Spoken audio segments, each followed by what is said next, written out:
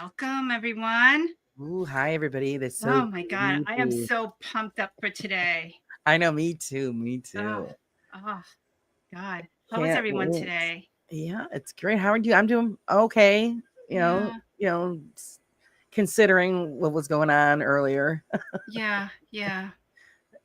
So just if I disappeared, just let everybody know. My uncle who was ill passed away this morning. So if I disappear for a little bit, don't worry about it, guys. I'm still here. Show must go on. So Definitely. So everybody, if you don't mind, let's just give Laura and her family a moment of silence.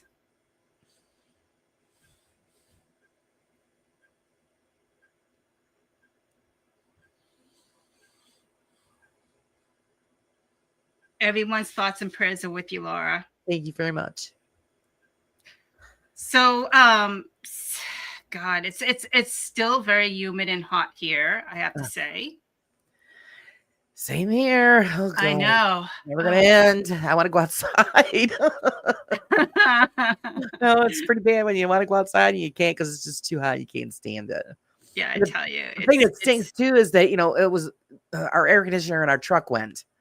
Oh no, that's the worst. It really sucks. So I mean, not Oh. I remember my very first car was just like a standard model. It was a Renate, and no, was it Renault? One of the two, I don't know. But the thing is, it didn't have AC, so I was sweltering in it. Oh, it was crazy. Yeah, it's terrible. You got to have it. Yeah, so it's, definitely. So I haven't been going anywhere really.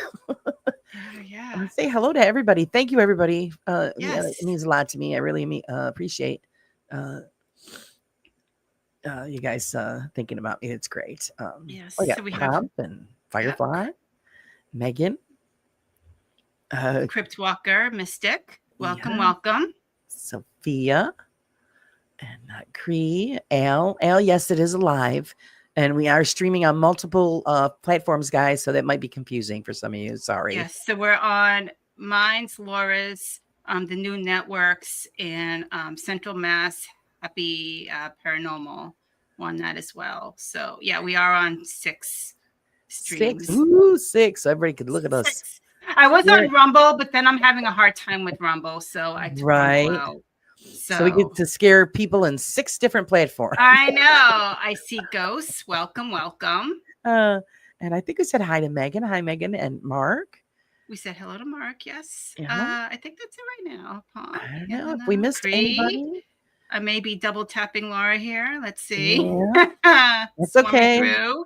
And anyone, if you have any questions for Wes and Lisa, feel free to put them in the chat. Just put a Q so that we know it's a question, and we'll definitely ask them.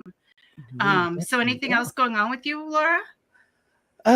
Just trying to survive the day, and we're getting ready for a big a marathon road race that we have here every year. It's called the Boilermaker. We'll have about 10,000 runners running past my house tomorrow. So that's always, fun every summer. I just feel bad for the runners because it's supposed to be like, I think 90 degrees tomorrow. Ugh. So these poor people will be running in this hot weather.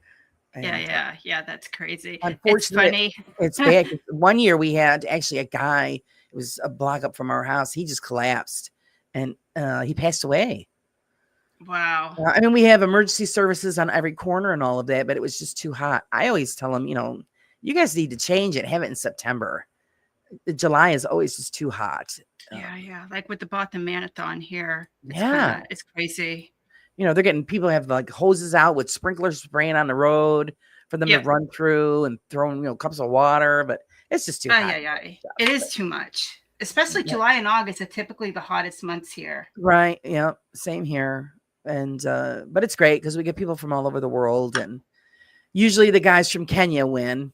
It doesn't even look like they touch the ground when they're running. They kind of like hover above, it's just amazing to watch them. So let everybody in on a little joke. When Laura first told me about the race, I thought it said boiler naked race. Yeah, everybody's like, naked. Boiler naked race. Like, how does that work? And then I reread it and I'm like, oh. Can you imagine? It's a naked road race. Pomp, you know what happened is that I broke my glass last week, so I am getting a new glass, but this is typically a boring old glass. Yeah, for right now, but I do need my cocktails, so up and running. So yeah, so I've been pretty busy myself. So Crypto Waka is in the chat, hopefully. So him and I are finishing up with episode 2 of Darkwood Hauntings. Cool. Phenomenal. And you know, he's fabulous. So I'm really glad that actually Pump connected us together. So I'm grateful I ran into him, and you know, this episode is going to be really good. So that's that.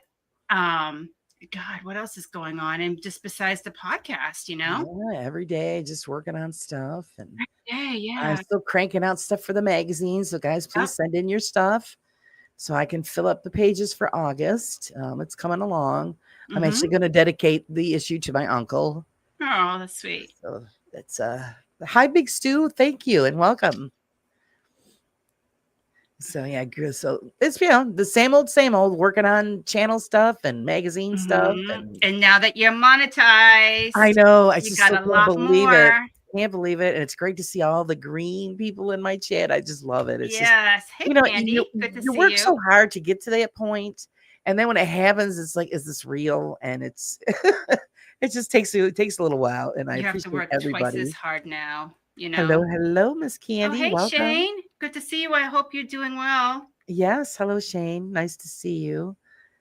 So yeah, it's great. It really is. Yeah. I mean, it's a milestone that I've reached, and it's pretty much all I wanted to do was get to that point.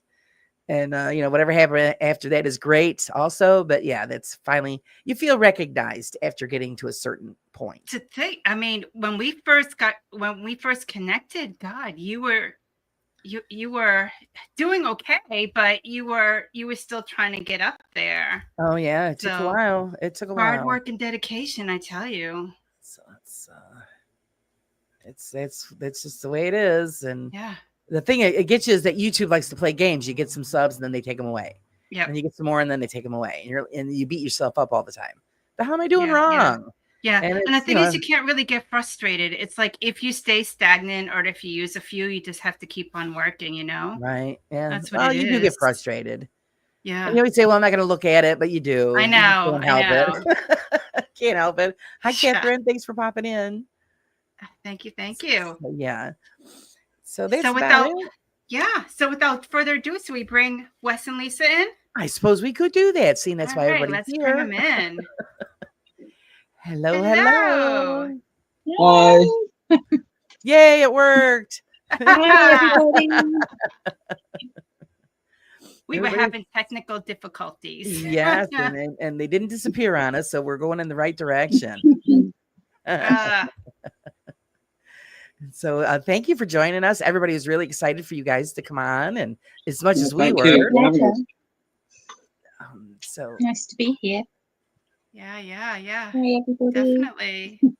Definitely. Just seeing if there's questions already coming in. Cree asked me if I'm hot in the outfit. Believe it or not, it's mostly feathers, so it's a little breathable. She's being consumed by the bird. Yes, so it's a little bit breathable here. Yeah, but give or take like another hour or so, then we'll address it again. Yeah, it should be like, I got to get out of this. So Wes and Lisa, so tell us a little about yourselves. Do you want to start? No. About ourselves. Wes is a postal worker full time. I work from home. I'm a seamstress. Okay. And we've got 2 lovely daughters. Aww.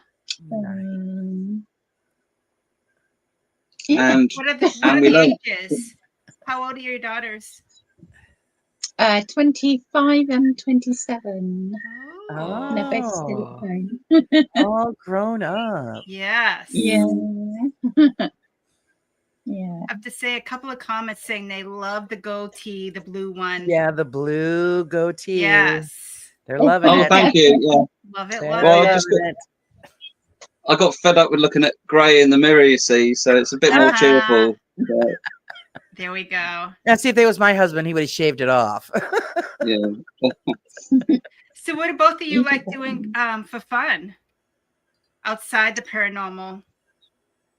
I used to play the bagpipes. Oh, What else? Magic. Oh, magic. Yeah, I used to be a magician. I used to do wow. restaurants and stage work, that sort of thing, close-up magic, dinner Nice. functions, that That's kind of thing. awesome. So, Do you still do but, that? not so much now. Now it's more for just friends. When we have little get-togethers with friends, I'll take a pack of cards with me or something. So it's not such a big feature nowadays. I can actually say now that I know somebody that plays the bagpipes. Yeah, yeah. Well, I Yeah. used to. Yeah. All right. Mm. Been for a long time, maybe. Mm. Let's see. The first question there. They said, "Do you fix the holes in Wes's mailbag, Lisa?" No. Got his own. No, he's not posty out on the rounds, are you? He works at the mail centre sorting. So Yeah, I work on the machines that process all the mail. Oh, So Okay. I'm one of the lucky ones. I don't sort of have to endure all the bad weather like the other poor guys do. So exactly.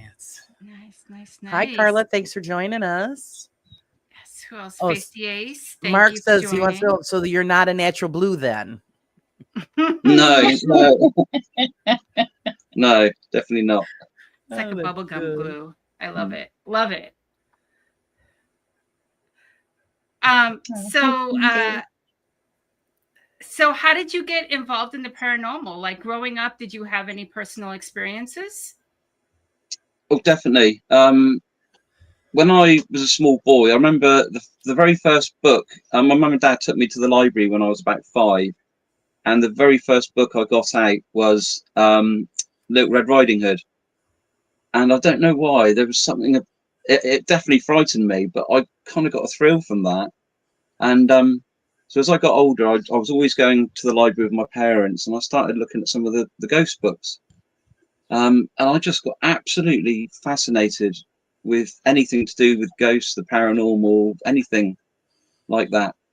And when I was 10 years old, a poltergeist outbreak occurred just around the corner from where I lived. And my parents, because it was only a few roads away, they let me go around the corner. And I spent most of the rest of the summer holidays that year stood opposite the house where this was happening, and I could hear things going on in there that were absolutely incredible. There were social workers, police officers, professional people coming in and out of the house, scratching their heads, just looking so perplexed at obviously what they just witnessed. And I heard the lady that lived there, Mrs. Burden, like at one point I heard her shout out, "Oh my God, it's gone cold again."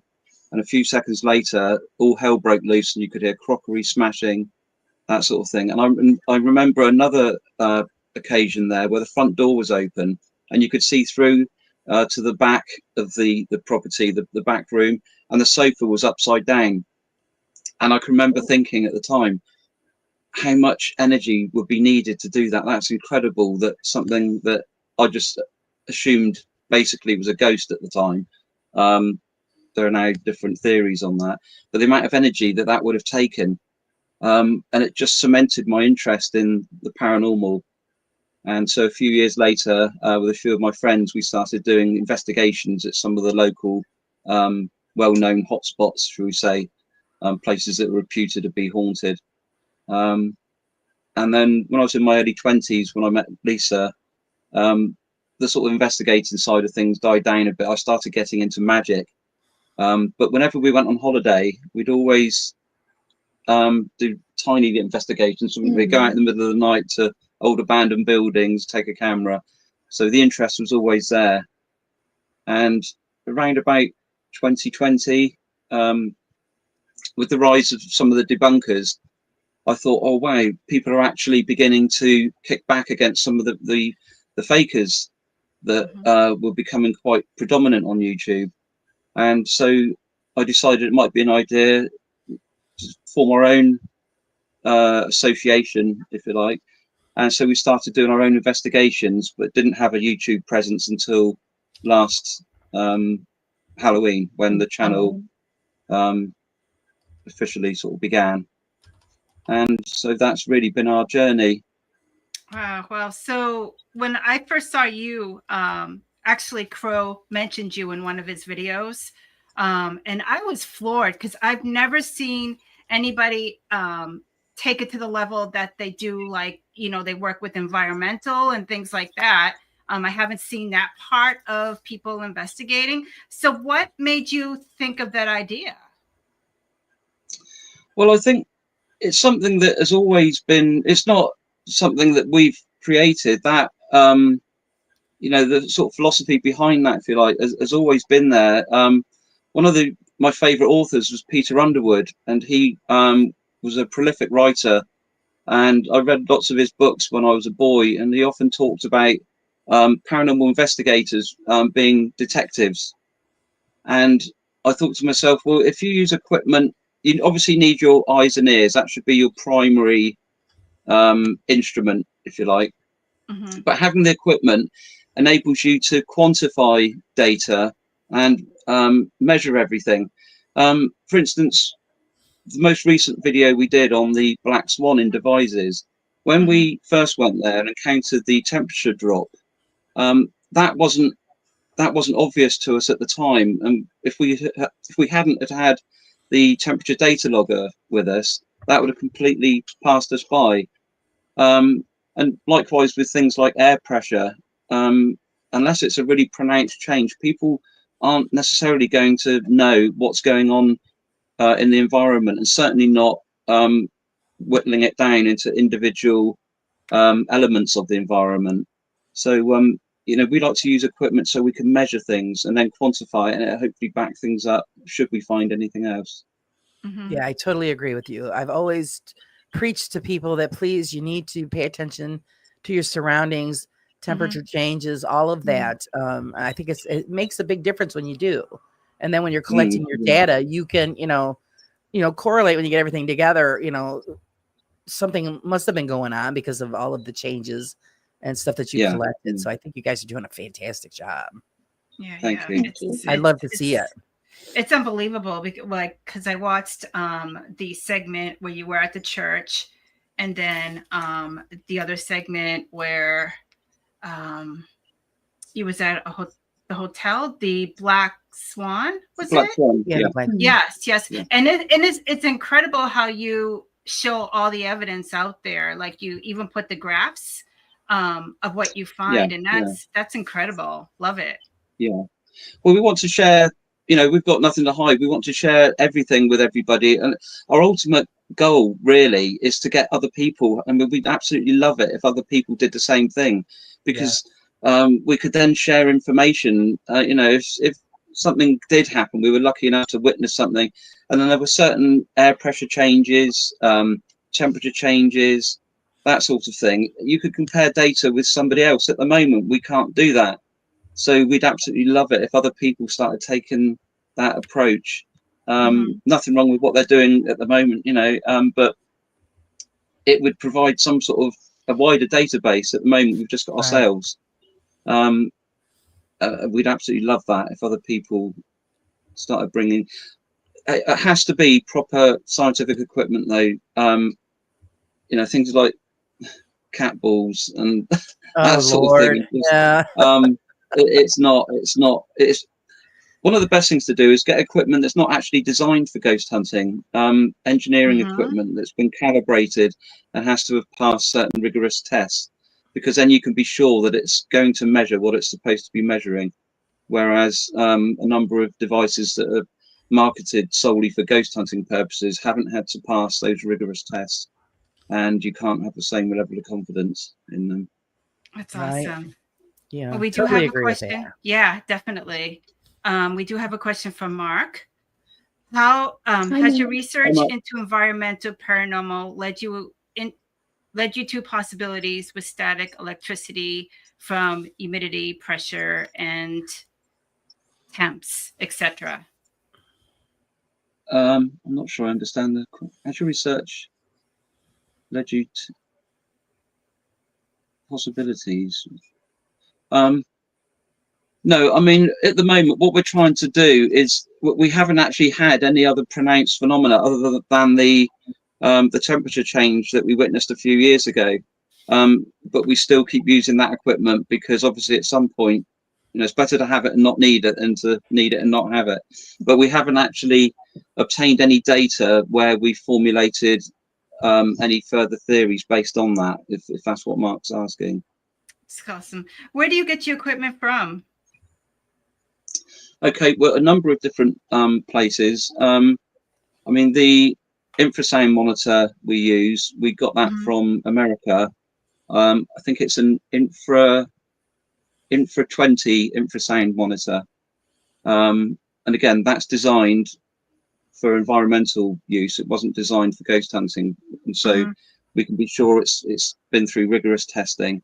Other engineering companies online, it's all online. A lot of these companies are online and they sell products online. We've got a few items that have been designed for the ghost hunting community. The male meter we use is a 7-in-1 device.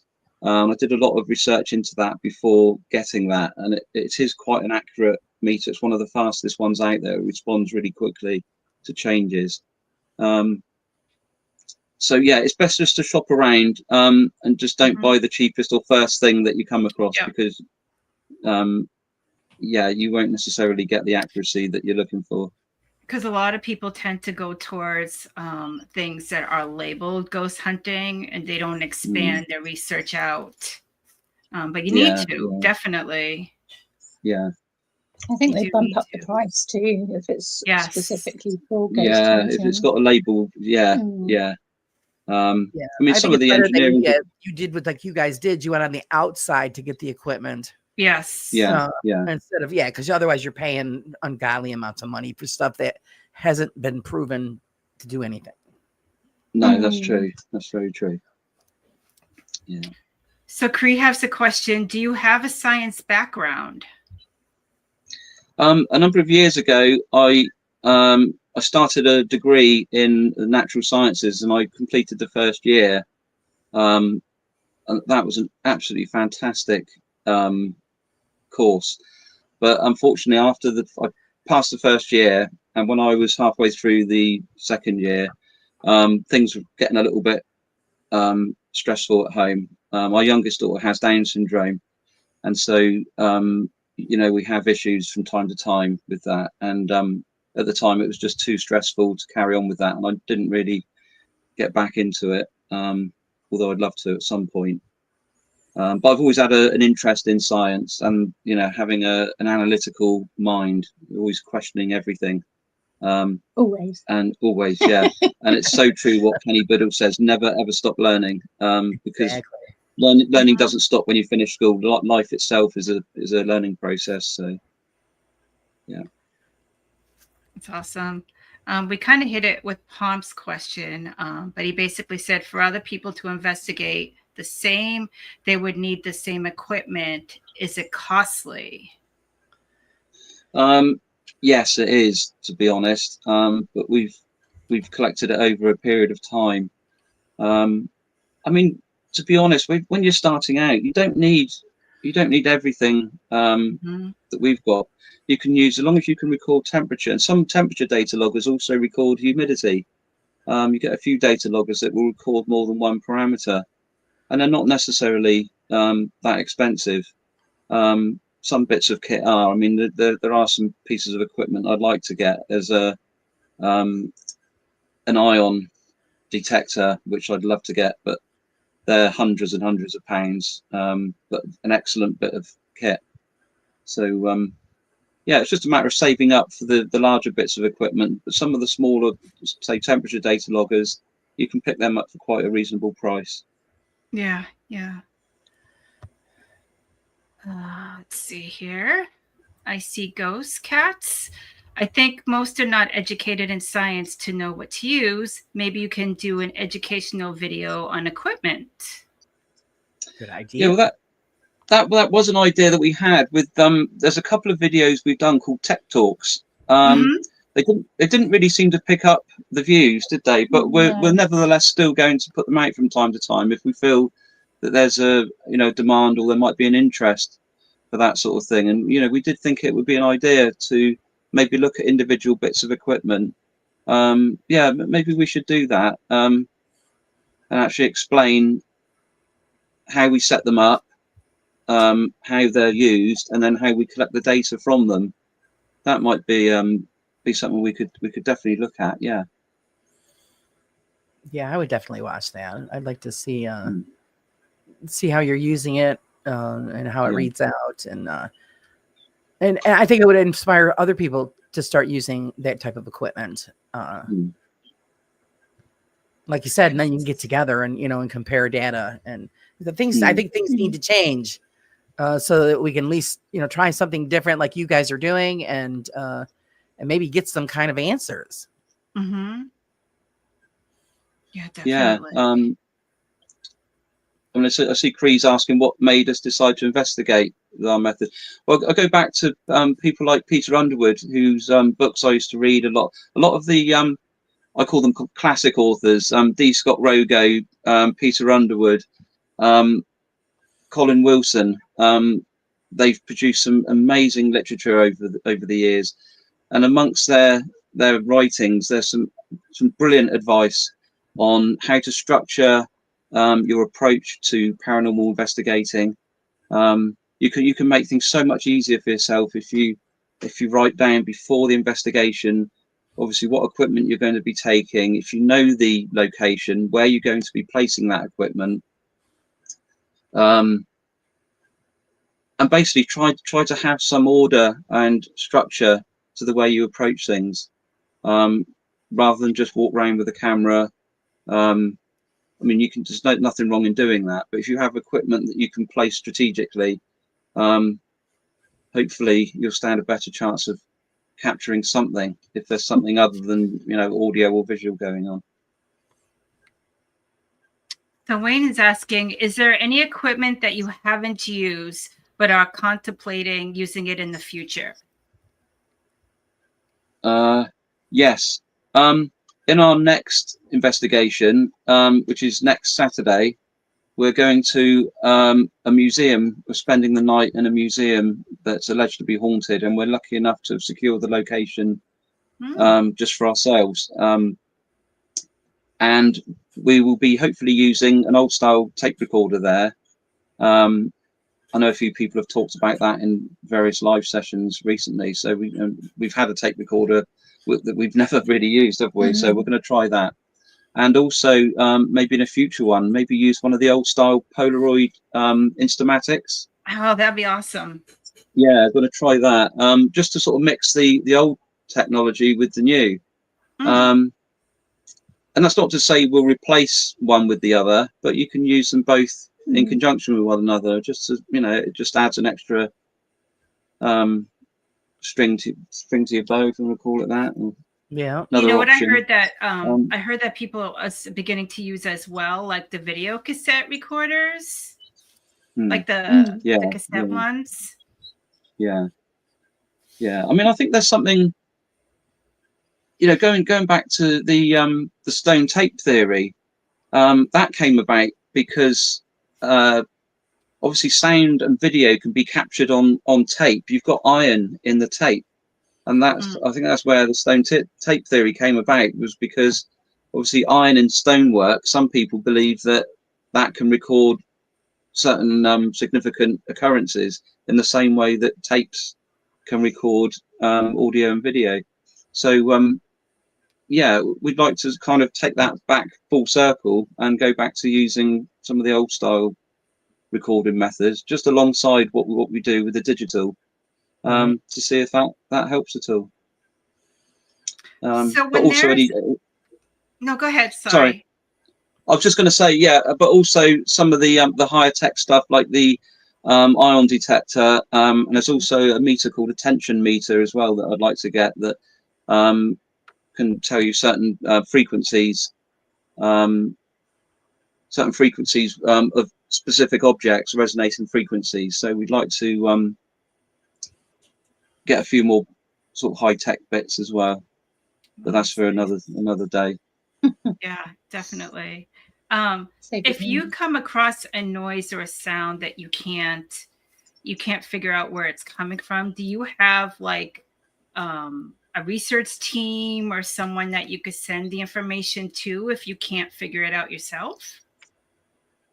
If we couldn't figure it out for ourselves, initially we put it out on, say, a video, but we would always you know, be more than happy to send it out to the debunkers, Crow, Beardo, etc., because obviously they've got experience with that sort of thing. So we'd be more than happy to share it with people like them. Yeah, in the hotel, I think you came across, you was getting like water noises, and that was fascinating how you debunked that as well. I would have never guessed that. Yeah, that was an engineer at work who just by luck, he one of his main hobbies is actually radio broadcasting, and being an engineer anyway, he's highly sort of knowledgeable on tech things, but specifically on radio technology. And so just like that, he was able to tell us what was happening. And fantastic. So it's one of the reasons we're kind of somebody dropping in the shower.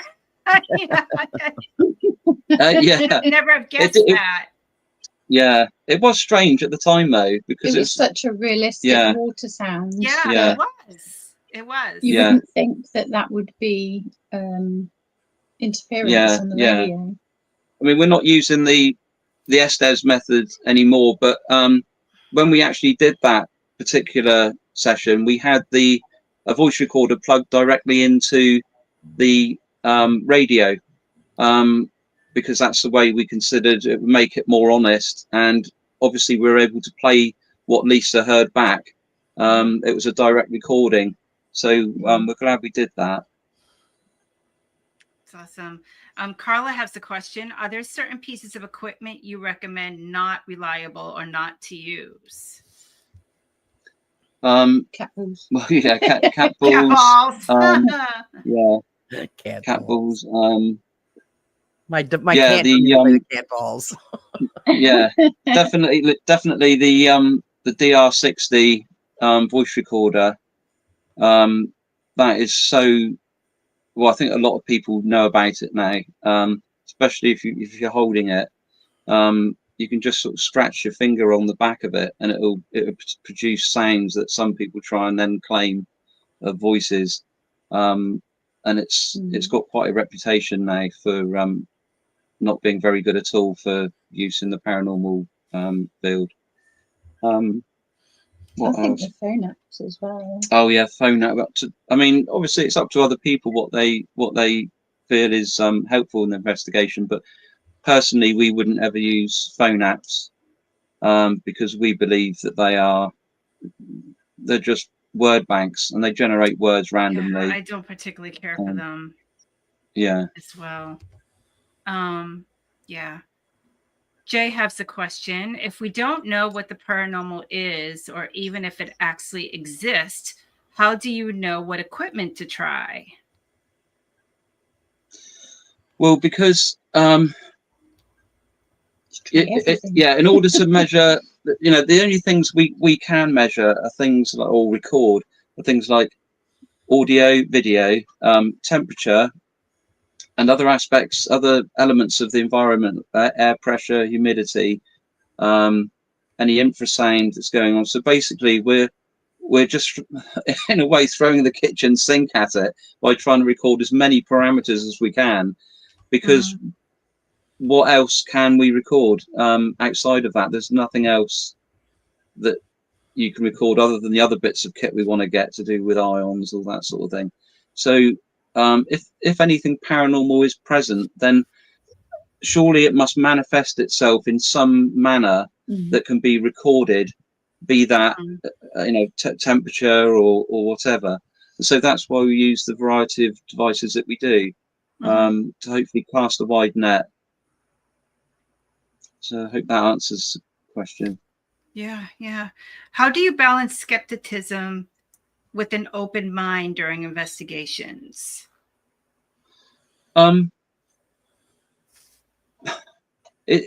It's a difficult one, that, because we do believe, but at the same time, we've come across so many things that can be debunked. You have to just stay grounded, not let your mind sort of run away with you in certain situations. Obviously, every experience is subjective, but because of the equipment we've got, we can then see what's going on. Yeah, it's a matter of just being balanced, focused on the task at hand, and not allowing any preconceptions to cloud how an investigation is carried out. Most of the places we go to, we're aware of what the history is, but we are reminded all the time that we have the equipment with us that is running all the time, that will back up or disprove anything that we think we're experiencing, which is another good reason for having the equipment, because it not only proves certain things, but it can also be a very, very good way of debunking, which is obviously what we're very keen on doing as well, because at the end of the day, there is only one version of the truth. And if it's something natural that's occurring, that is, you know, presenting itself to people, they're thinking it's paranormal, then it's very important that it's uncovered, you know, the truth is uncovered about what the cause is. So yeah, it's just a question of being focused and being rational, and just conducting every investigation with an open mind, you know, not one way or the other. Just what are the biggest challenges would you say you faced during investigations? I think outside noise. Yeah, noise pollution. I think every place we've been to, the Shepton Mallet prison, because there's so many people in there, and sound travels so fast through the prison, isn't it? And echoes. It's very difficult to. That's right. You have to treat, especially the audio, with a lot of caution. When we went to where was it, the Black Swan, the windows are only single pane, and you can hear conversations noise outside. Yeah, because it's right on the road. You get traffic noise, you get the pubs kicking out, and so anything strange that we got on audio there, we would only sort of give that a second look, I guess, if there was something captured on one device that wasn't on another. But yeah, most of the time audio is a big one, because it's very rare you can get somewhere where there's nobody else. And next week's going to be great, because there's only going to be the caretaker in the building. We've got the whole museum to ourselves. So nice. Yeah, noise is the biggest problem. Is it just you and Lisa that are on the team, or do you have others? No, it's just us. Just the two of you. Yeah, we like it that way, because we know we can trust each other, and we've got a way of doing things now, and I think it works. We work well together, don't we? So yeah. So do both of you have roles? Does both of you like separate the roles that you do? Like, do you go over the video or audio, or does Lisa? Do you break it down? Techie. I don't really understand the technical side of things, so I can set up certain pieces of equipment and just sort of help out in that way. But you do all the techie stuff. So you're the video creator, right? Because the intro is phenomenal. I love it. Oh, thank you. You. Yeah, I love that creative process. It's really, I find it quite therapeutic. I do too. I love it. Yeah. It's awesome. Yeah. So Cryptwalker, I actually have something. My problem as a watcher is the fakers making 2 episodes a night. You guys take this in the most scientific level, which you could stick to a few locations over time. Do you typically go back to a location a couple of times? Yeah, I mean the video we did, I think a couple of videos back on Knowlton Church, we promised in that video that we would go back every month to Knowlton Church and conduct further infrasound readings to see if those readings would actually back up our theory on the infrasound at Knowlton Church. And so we've been continuing to do that a couple of times a month. We've been going back to Knowlton to conduct infrasound monitoring tests, both inside and outside the tower, to see if the tower is actually producing anything different than we would capture outside at that same point in time. And we're going to be going back. Yeah, and we're going back to the Black Swan again at some point. So, because if you think about it, if you perform, like, say for example, you perform at the church in like what you consider summer, and then you go back there in the winter, of course there's going to be a difference, right? Yeah, definitely. I mean, our theory with that stems around the air flowing over the top of the tower, and that producing an infrasonic frequency caused by a phenomenon known as Helmholtz resonance. And in the summer months, the wind's quite still, so we're not really expecting too much from that. But sort of September, October time, when the wind speed starts picking up and it changes direction as well where we live, we're wondering if that will produce different results. So that's going to be quite interesting to see, and we'll produce all those results at the end of the year in a video around about Christmas time. Let's see, I'm just trying to catch up on questions. I see Ghost Cats. Do you research all the history of locations or just ghost stories?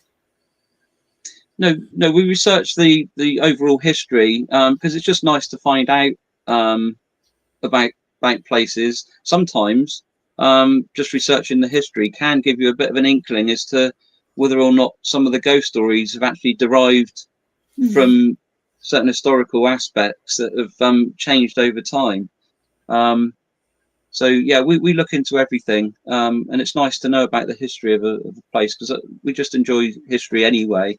And it's more immersive when you conduct an investigation somewhere. You feel more immersed in the location if you know about the past and when it was built, what it was used for, that sort of thing. Let's see here. Mark has another question. Thank you for the questions, everyone. Keep on rolling. Yes. Rolling with the questions. Do you look into Rupert Sheldrake's work on Morphid Renaissance? And if so, what are your thoughts on it linking with the paranormal? I may have pronounced some things, but... Yeah, Morphic resonance. That's right. No, thanks for that, Mark. Yeah, no, and thank you, Mark, for telling me about that. But I have actually got the book now, but I haven't got round to reading it. Morphic resonance is kind of linked to this theory of a universal consciousness, which I do tend to sort of subscribe to, really. I think it's based on part of it's based on the theory that within, say, a beehive, you have, there's an unspoken knowledge of the way things are done, and so morphic resonance, does that same sort of hive mentality exist amongst humans? It'd be very interesting. I'm looking forward to reading that book, actually. Yeah, it's a good theory. I need to check that out. All right, Crypto Walk. Would you stick or return to a few locations for you to get proof, or not necessarily finding new locations for all the time? No, I think yeah, a bit of both, really. We'd like to go to new locations. I think certain locations, for whatever reason, I mean, Knowlton, we'd love to keep going back there. The Black Swan, I think that deserves another visit. There are some places I think we would definitely return to on multiple occasions, but we're still looking for new places as well. Because the main thing to remember, I guess, is that the paranormal, even at alleged haunted locations, isn't happening all the time. So to increase your chances of getting anything, I guess you need to return and spend a decent amount of time each occasion. So yeah, I think it's a bit of both, really. Yeah, we'd like to return to. And some of them are just nice locations anyway. Knowlton Church is it's absolutely beautiful there. Mm-hmm. They're just lovely places to be. Okay, Jay. Yeah, that makes sense. But what if the paranormal is a parallel universe that's bleeding into our universe at time? Maybe temperature, etc., may not be affected. No, that's true. Yeah, I mean, somebody explained it to me once. Like our universe, as we know it, is like a sheet hanging on a line, a washing line, and a parallel universe is another sheet. And where the wind blows and they occasionally touch, that's where the two worlds meet and experience elements of one another. And if that happens and temperature doesn't change or air pressure doesn't change, then so be it. But we feel it's still important to measure it, because say we were lucky enough to capture an apparition on camera. I mean, that would be the absolute, it'd be incredible to get something like that. We'd love to know at that precise moment in time what environmental changes are occurring, and if we've obviously got the equipment there, we can find out and match them up. Whereas if we consider that it's not worth doing it, then things can be changing and we would never know about it. So that's true. Yeah. That's very true. Do you think there's a scientific explanation for all paranormal phenomena, or does some remain mysterious? What's your thoughts? I mean, science won't actually accept the existence of the paranormal, and any scientists who do sort of put their heads above the parapet have been ridiculed, and yeah, there's no actual scientific proof, as it were. But not yet, no.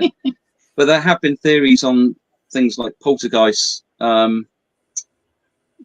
where a number of people don't. Although with poltergeists there have been apparitions and things like that that are associated with a typical haunting, actually experienced at the same location as a poltergeist. But the modern parapsychology theory is that it's stressed young people, usually young women, and it's a form of stress, like lightning. When lightning suddenly released because the air can't hold the electric charge anymore, it's some scientists think that it's something to do with the brain not being able to hold the level of stress or anxiety within the physical form of a particular person, and it just gets released. In his book, The Poltergeist Experience, D. Scott Rogo referenced a parapsychologist called Nandor Fodor, and Nandor Fodor said he summed up a poltergeist as being a bundle of projected repressions, and I think that really sums it up quite well. It's just a sudden release like lightning, and that is the mainstream view at the moment. But in terms of anything else being explainable, I know some institutes, like the Rhine Institute in Germany, I believe, still conduct experiments. The SPR, Society for Psychical Research in London, conducts experiments. But as far as mainstream science goes, there's no actual acceptance that the paranormal exists. It's part of the problem. Yeah. Yeah, definitely. Do you have any questions, Laura? Sorry, I'm kind of like we'll catch up with the ones we've got in chat. Okay. We got Cripwalker has another one. Cripwalker wants to know: would you stick or return to a few locations to get your proof, and not necessarily find new locations all the time?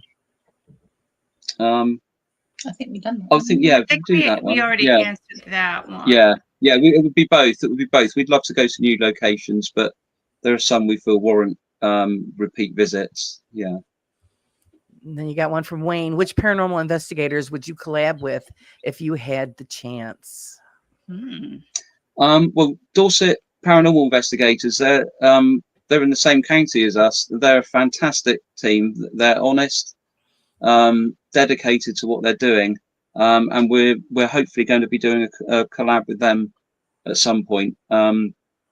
So yeah, we're looking forward to collabing with them. But we haven't really given it much thought, really. Not really. We're just trying to sort ourselves out, really, at the moment. And yeah. I think this question may be referring to you, Lisa. How often had you outsmarted Wesley on location? Please tell a time. Outsmarted.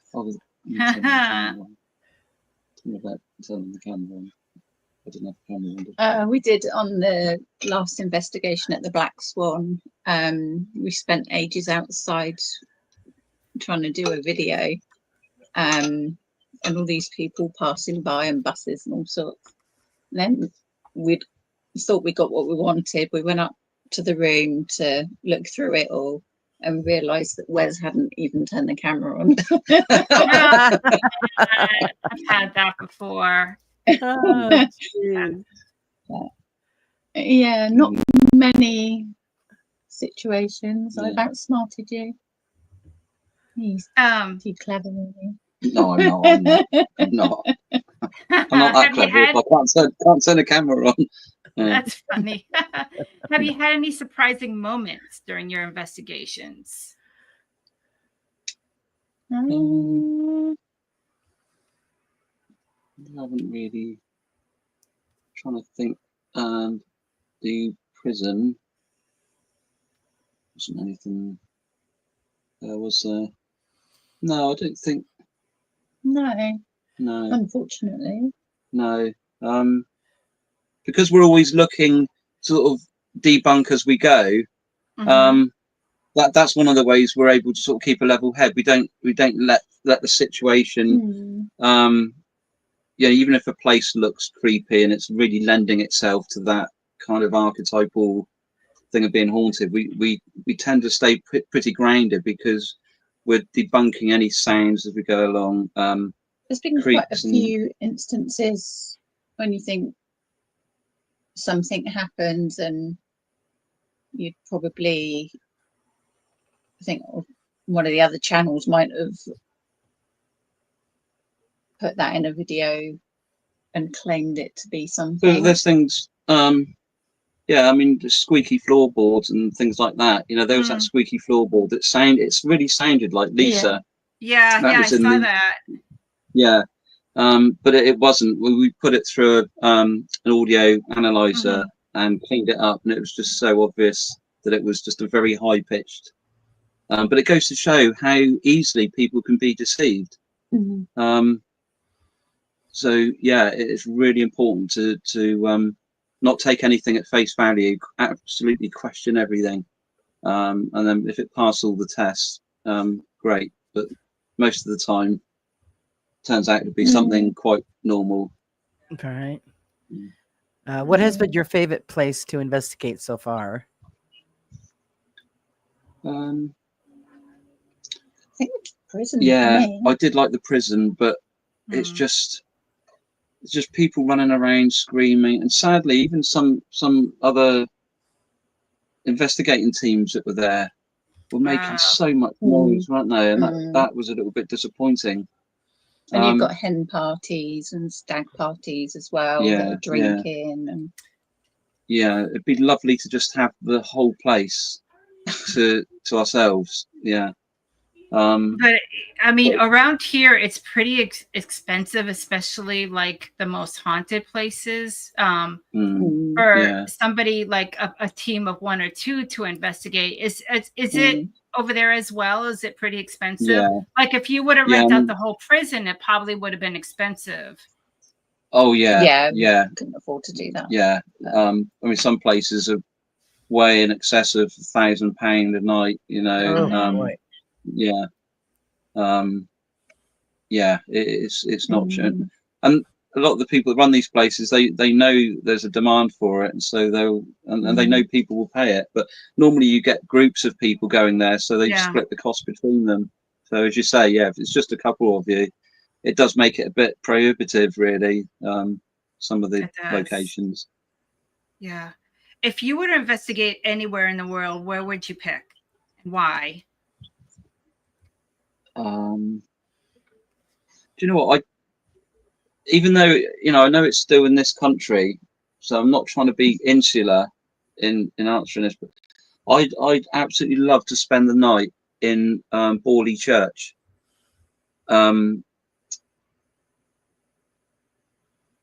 Borley Church is situated opposite where a place called Borley Rectory once stood, and at one time it was regarded as the most haunted house in England. And when it burnt down in 1939, it's believed there was evidence that the paranormal activity had actually moved across the road to the church. And in the 1970s, a BBC sound recording unit spent the night in the church and recorded some strange voices, strange sounds in there, didn't they? And I think Peter Underwood, who I've mentioned previously, he was with them. And I'd love to spend the night there. That would be absolutely great. Cause it's one of those places I've read about ever since I was a boy. So it would kind of be a bit of a dream realised to do a really good. I'd like to go to Transylvania. Would you? Yeah. Oh yes, yeah, absolutely. Or Alcatraz. She's going big. Yes. Yeah. That a girl. That would be awesome. So I'm kind of curious about a question, and it probably would sound stupid to you, but I need to ask it anyway. So generally when there's a spirit that's present, you get, the temperature usually drops. It's cold. So how would you differentiate, like, say, for example, with all like the readings and stuff for the air pressure and the temperature, humidity, things like that? How would you know if it's actually a paranormal experience separate from natural resources? Well, I mean, something like a temperature drop, if it's a natural cause, then it would have to be attributable to, say, a draft or something like that. So, which is why when we went to the hotel a while back, we took a small anemometer that measures drafts, wind speeds, just to check round the sash windows to make sure there was no draft there. There was no air conditioning in the room, so there couldn't be like a faulty air conditioning unit. And so the only way the temperature could drop would be something that wasn't natural. There wouldn't be any other way for that to happen. So and everything has to be considered in the round as well, because there are certain links between humidity, temperature. So when we do an investigation, we normally have a look round, a walk. If it's a bigger area, then we spend a while walking around the location. But certainly in that one room, we just we made sure that there were no drafts or anything, because our main reason for going there was because of the temperature drop we'd experienced on a previous visit there. So we have to basically consider everything in the round and look for reasons as we go along as to what may be causing certain changes. We don't always know at the time until we get home what the results are of the data loggers, because we don't we have the option of plugging them in directly to a computer so we can see what's happening in real time, but we like to basically set them up, have them in, and this is another thing, actually having the data loggers in the right places so they're not being unduly influenced by drafts and that sort of thing, so you're getting the most accurate results possible. What is the biggest temperature change that you've noticed at a location? Well, I have to say, in all honesty, it was just that one, wasn't it? And that was about a degree. Yeah, there was a general trend over the course of the night of a temperature drop, but you'd expect that in any room over the course of the night. But it's the sudden pronounced changes that we're looking for, and that was a degree thereabouts, temperature, degree centigrade drop in temperature. We've not witnessed anything more than that, to be perfectly honest. Has there ever been a location that had made you feel uncomfortable or has been intense in investigating? No. I think the only one that made me feel a bit uncomfortable was Shepton Mallet Prison when I went off on my own. They've got like a chapel which is up a couple of flights of stairs, and that was, I didn't want to go up there on my own. But you did. Yeah. I didn't go in the chapel, but I walked around the rest of the prison on my own in the dark, and I was fine. But yeah, I didn't want to go in there. That's the only one. Do different cultures have unique beliefs or practices related to spirits or hauntings that influence your work? I mean, yeah, I mean, other cultures do have different practices and beliefs, but I wouldn't say that they're not sort of reflected. Those practices and beliefs aren't reflected necessarily in the way we go about performing our investigations. No, I don't think so. When you look at like movies and TVs, do you think that people have different, it influences the public's expectations of what an actual paranormal investigating team is? Yeah, I mean, there's so much sensationalism in the movies. But in actual fact, real ghost hunting and paranormal investigating is actually a lot of the time it's incredibly boring, because you're sat being very quiet. Again, the human senses are one of the best bits of equipment you can use. So you're sat there being very quiet, just listening for anything. For hours, yeah.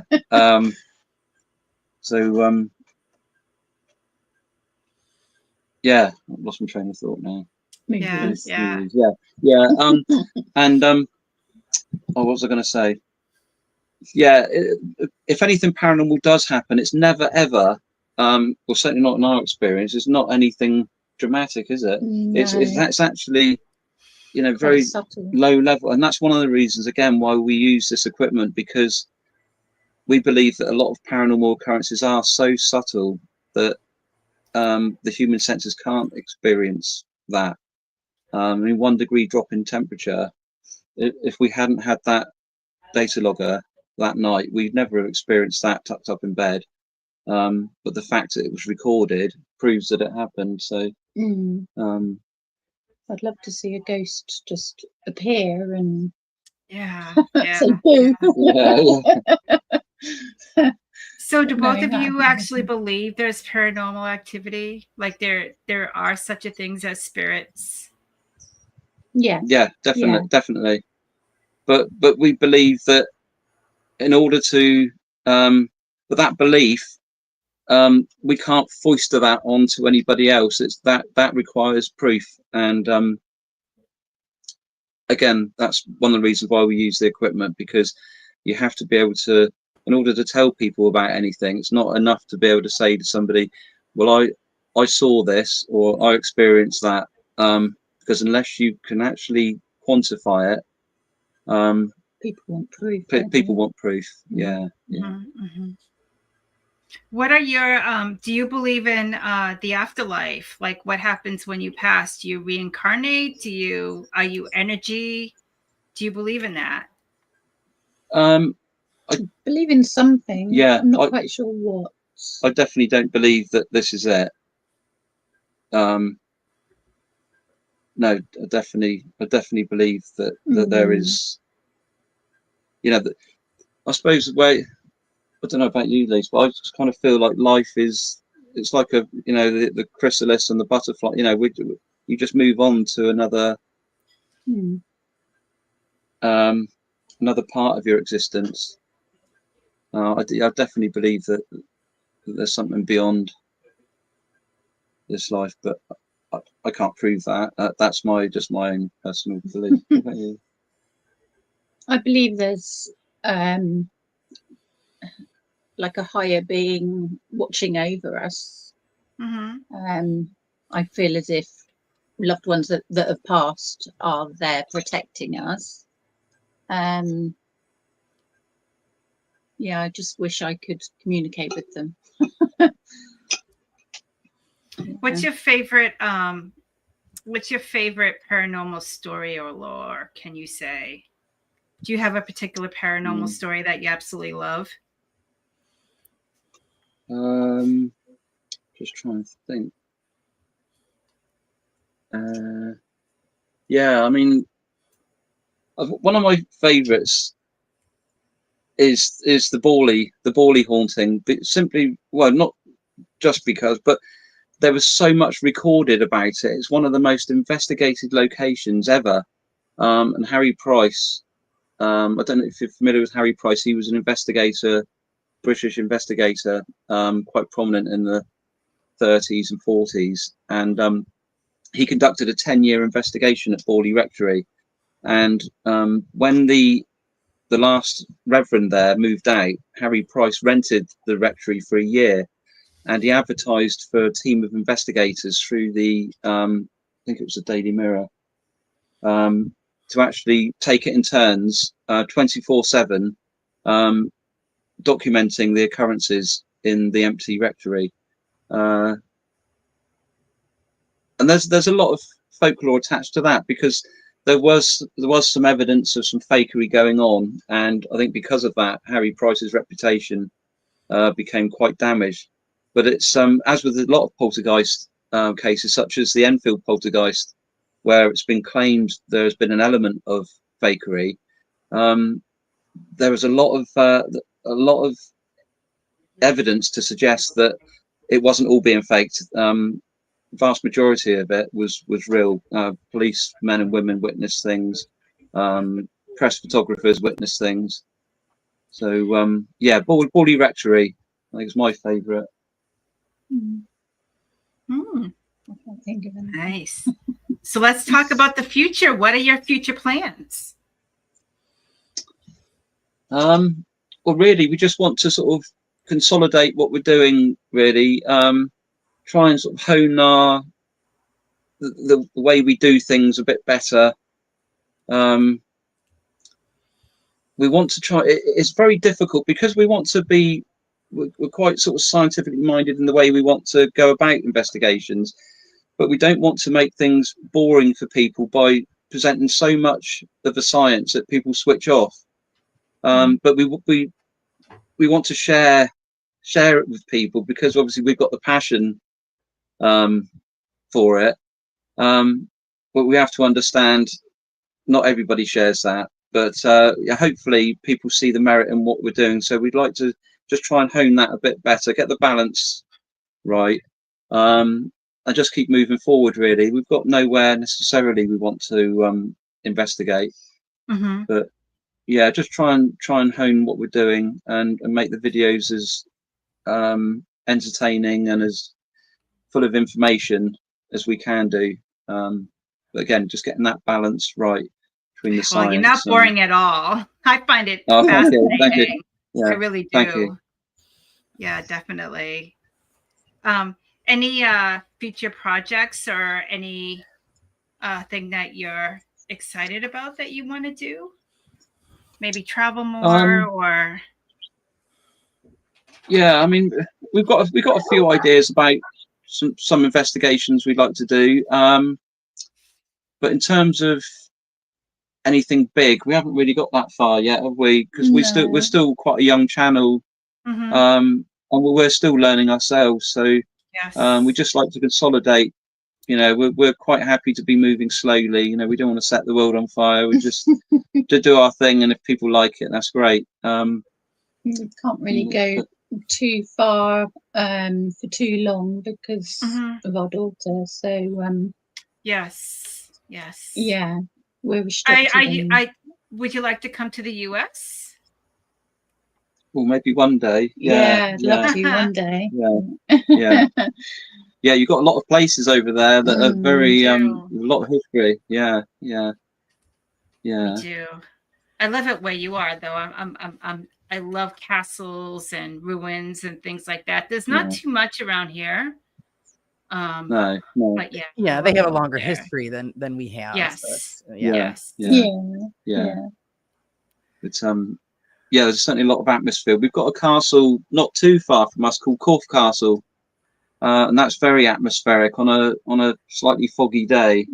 It's all in ruins now. Oliver Cromwell, when the Roundheads and the Cavaliers were fighting, Oliver Cromwell, he smashed the castle to bits, so it's all in ruins now. But it's still very, very atmospheric.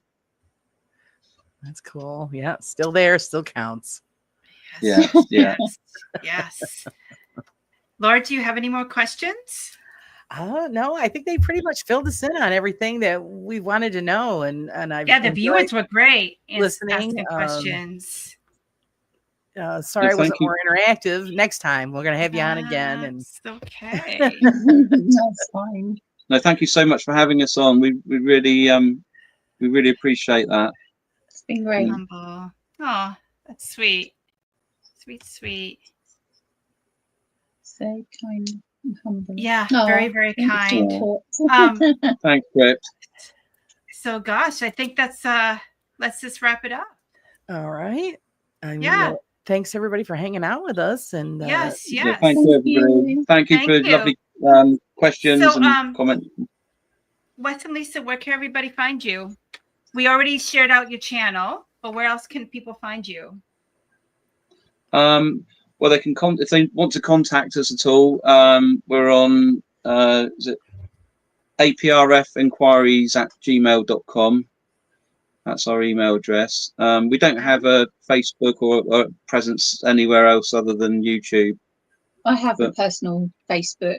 I think I'm in the Children of the Crow group. I'm on Sarah's fantastic Facebook group. Okay. You can catch me on there or send me a friend request. Yes, definitely. Be sending one your way. Well, thank you so much for being on the show, and hopefully, everyone, please, watch them, share out their channel, give them much love, and we wish you nothing but the best and an exciting future. Thank you, and to you. Yes, and until then, everybody, take care and be safe and stay spooky. Bye, everybody. Bye.